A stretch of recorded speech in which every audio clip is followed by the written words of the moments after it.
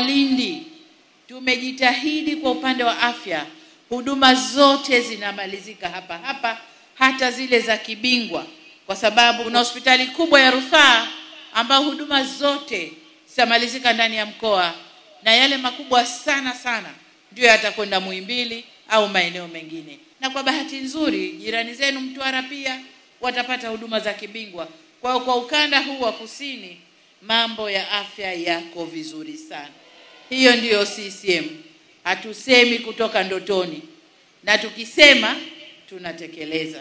Hakuna chama kitakachoweza kulinda na kuinua utu wa Mtanzania kama sio Chama cha Mapinduzi.